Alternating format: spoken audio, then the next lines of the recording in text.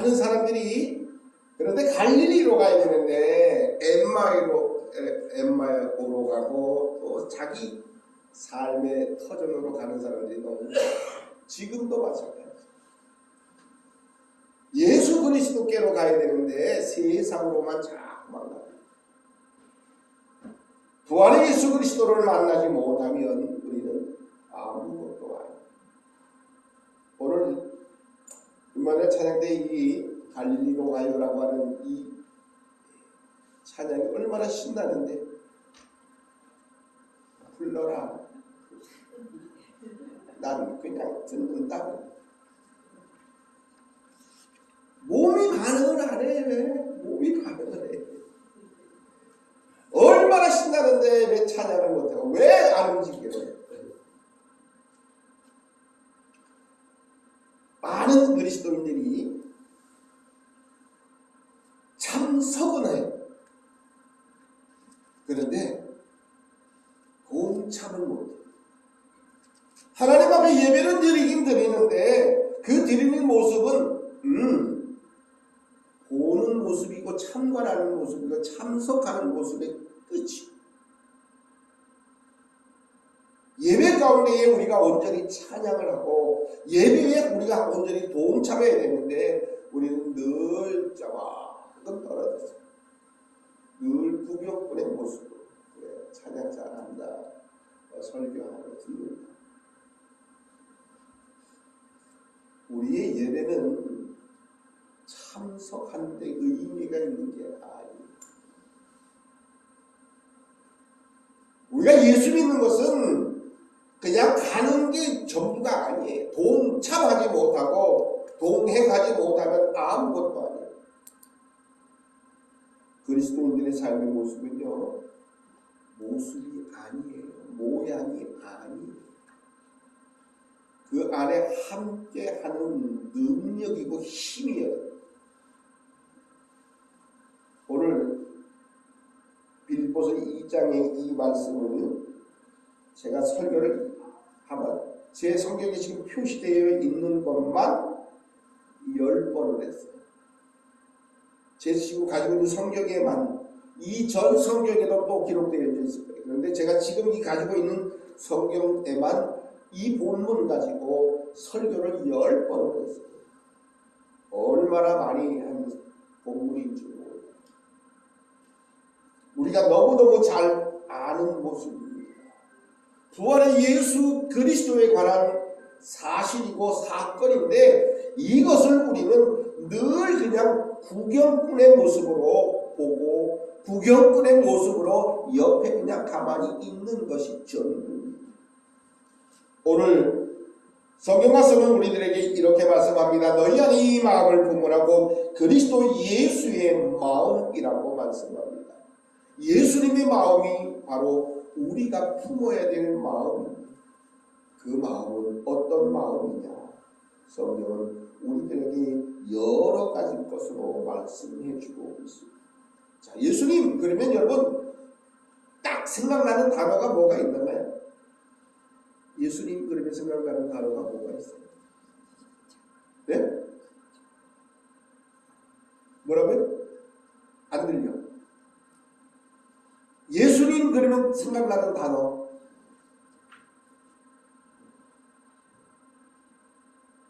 없어요? 구원, 또 십자가, 부활 없어요? 그 다음 예? 사랑, 또 그 전부에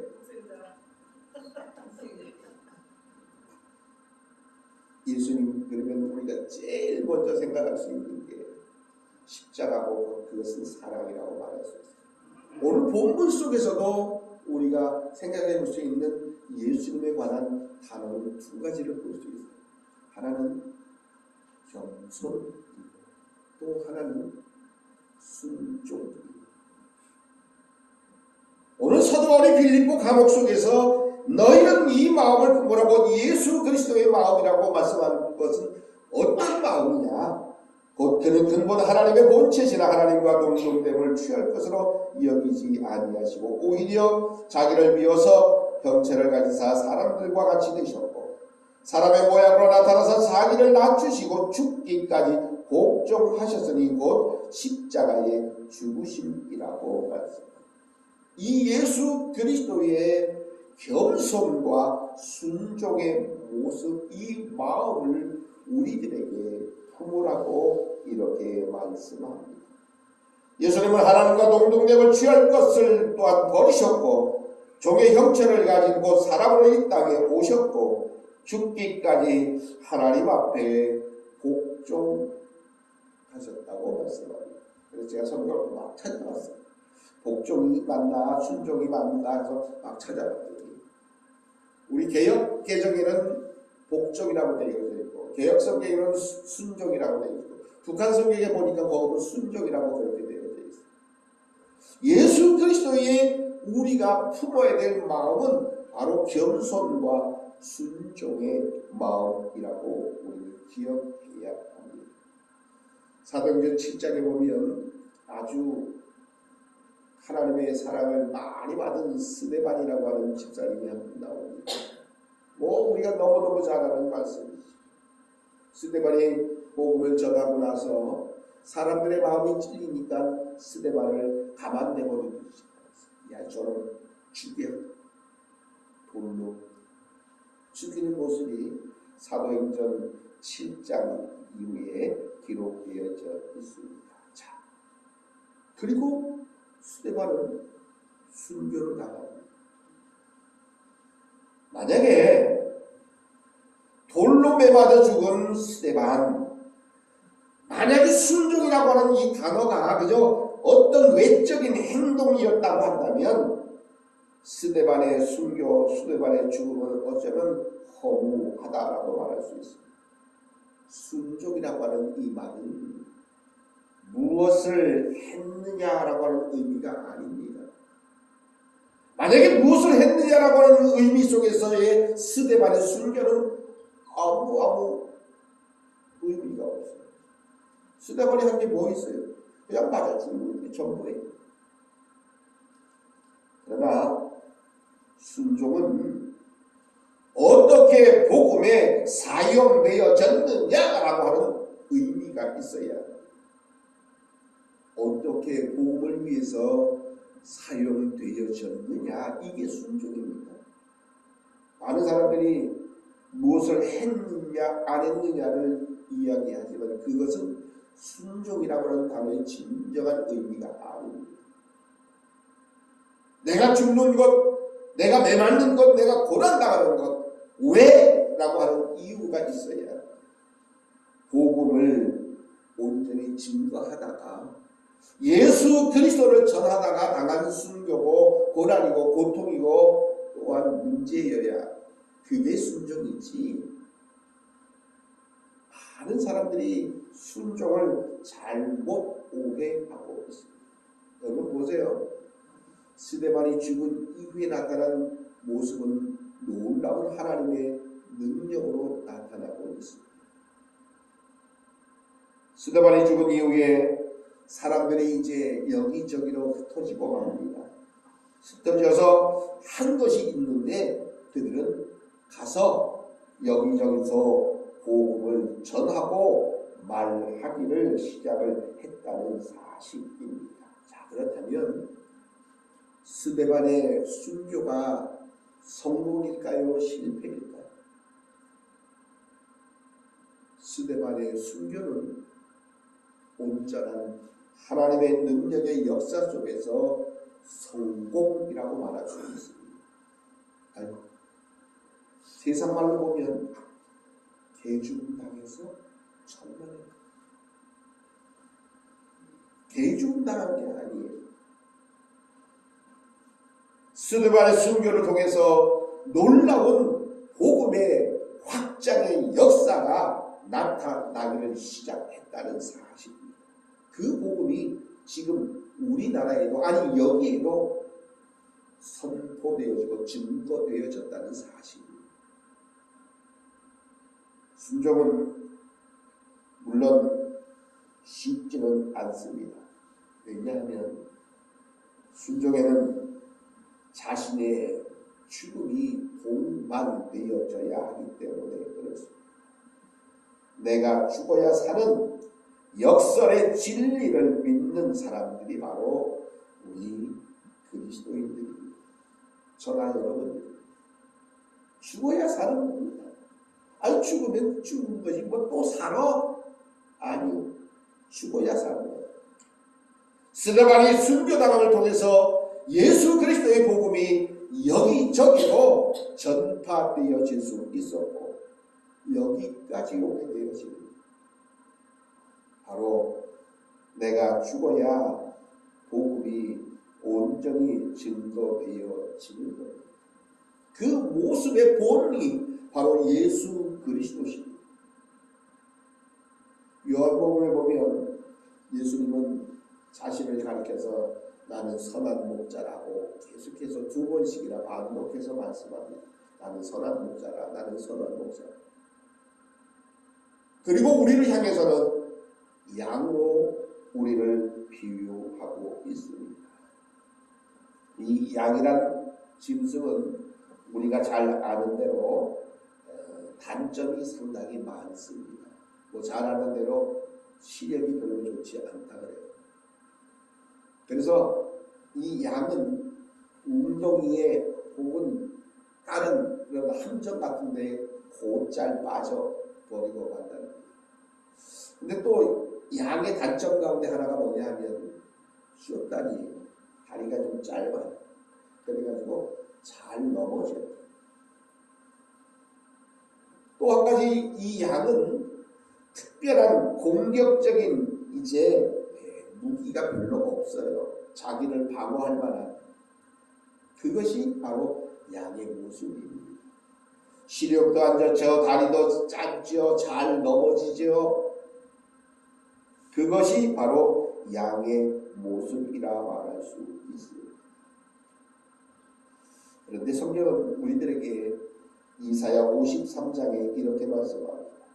우리는 다 양 같아서 그릇 행하여 각기 제 길로 갔거늘 이라고 이렇게 말씀합니다. 바로 모든 것 가운데 뭐 하나 확실하고 뭐 하나 내세울 것 없는 양 같은 존재가 우리입니다. 그런데 이 양에게도 장점이 하나 있답니다. 무슨 장점이냐면 청력이 굉장히 좋다고 잘 듣는다는 거예요. 소리를 잘 듣는다는 거예요. 누구의 소리를 잘 들어야 됩니까? 바로 목자의 음성을 잘 알아듣는다. 그래서 목자가 부르는 그 음성을 이 양은 잘 듣고 이제 순종하는 모습을 보여주고 있다는 겁니다. 특별히 죽음 앞에서조차 살기를 발버둥치는 다른 짐승들과는 달리 양은 죽음도 담담히 받아들이고 있습니다. 바로 예수님께서 어린 양처럼 십자가의 죽음 앞에서도 온전히 그 사슬을 받아들이셨습니다. 주님은 부족한 이런 투성인 양일지라 할지라 그저 주님의 음성을 온전히 듣고 순종하는 그 이유 하나만으로 양을 넉넉히 사랑하시는 선한 목자가 되어 주신 겁니다. 그래서 끝까지 책임져 주십니다. 어느 정도로? 십자가에 죽기까지 주님은 양들을 사랑하십니다. 모든 짐승들의 위협과 공격으로부터 보호하실 뿐만 아니라 자신의 목숨까지도 아낌없이 온전히 내어주시는 선한 목자가 곧 예수 그리스도라는 사실, 우리가 바로 그러한 마음을 품어야 합니다. 예수님께서는 우리를 위해서 모든 고난과 고통을 다 참으셨습니다. 주님이 아무런 능력이 없어서 참으신 것이 아닙니다. 모든 것을 하실 수 있는 분이십니다. 우리가 말하는 전능자 예수 그리스도십니다. 그럼에도 불구하고 어린 양같이 하나님의 뜻에 온전히 순종합니다. 모든 것을 다 내려놓습니다. 하나님의 본체시나 하나님과 동등됨을 취할 것으로 여기지 아니하셨습니다. 자기를 비워서 종의 형체를 가지고 사람들과 같이 되셨습니다. 사람의 모양으로 나타나셨습니다. 자기를 낮추시고 십자가에 죽기까지 복종하신 예수 그리스도의 이 마음, 바로 우리가 품어야 할 마음입니다. 하나님을 온전히 신뢰했기 때문에 십자가에 죽으러 가는 순간까지도 하나님 앞에 모든 것을 맡기고 겸손히 그리고 순종할 수 있었던 것, 바로 예수 그리스도가 우리의 순종의 모습으로, 겸손의 모습으로 우리의 참된 믿음의 본이 되어 주셨다라고 하는 사실. 이제 이 사실을 우리가 믿고 알진대 우리도 바로 이 마음을 품어야 합니다. 사도 바울은 거듭 옥중에서 하나님의 백성들에게 거듭 말씀합니다. 너희 안에 이 마음을 품으라. 곧 그리스도 예수의 마음입니다. 우리가 품어야 될 마음, 바로 겸손과 순종의 마음이라는 사실을 우리는 분명히 잊어버리지 말아야 합니다. 네, 목사님, 그거 소용없어요. 겸손하면 순종 잘해도 그거 아무것도 아니에요. 나만 손해예요. 혹시 그렇게 말하고 주장하는 사람들도 혹시 있을 수 있습니다만, 성경은 우리들에게 이렇게 말씀합니다. 9절에 보니까 하나님이 그를 지극히 높여서 모든 이름 위에 뛰어난 이름을 주셨다고 말씀합니다. 하늘에 있는 자들이나 땅에 있는 자들이나 땅 아래에 있는 모든 자들 무릎을 바로 겸손과 순종의 모습에 예수님의 이름에 꿇게 하셨다고 말씀합니다. 순종하는 것, 겸손하는 것, 그거 아무것도 아니라고 말하지 마세요.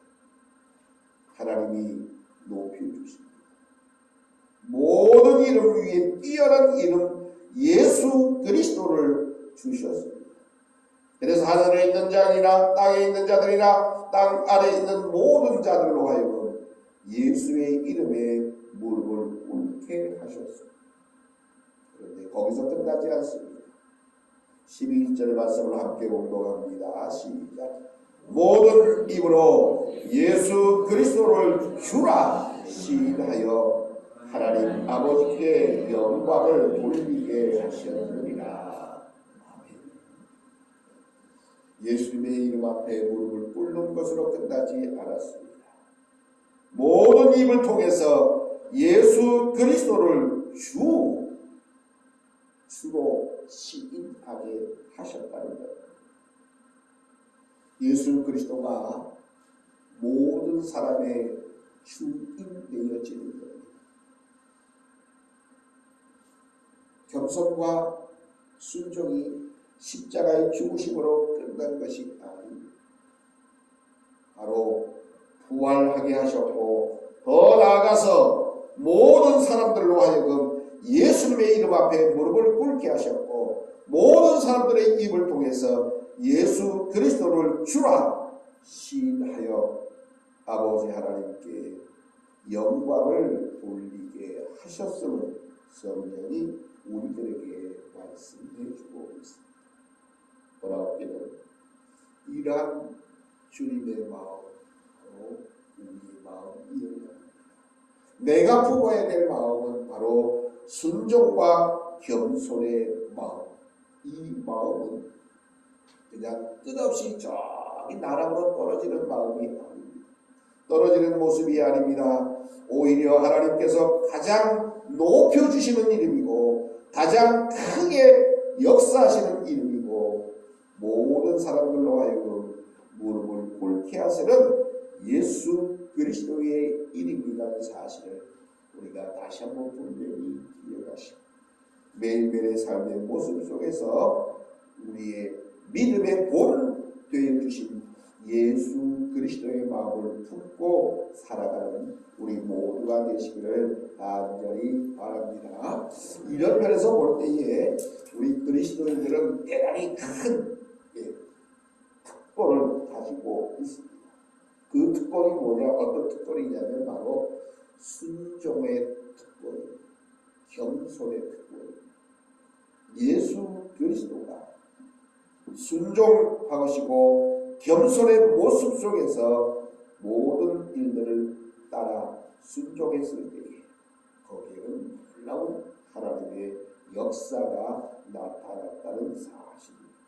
바로 예수 그리스도의 순종의 특권이야말로 이 땅에서 하늘의 삶을 살아갈 수 있도록 해주는 가장 큰 좋은 비결이라는 사실 또한 우리가 분명히 기억하면서 매일매일의 삶의 모습 속에서 바로 순종과 겸손의 예수 그리스도의 마음을 품으며 매일매일을 살아가시는 우리 모든 하나님의 거룩한 자녀여 백성들 되시기를 주님의 이름으로 축복합니다. 사랑의 아버지 하나님, 은혜를 감사합니다.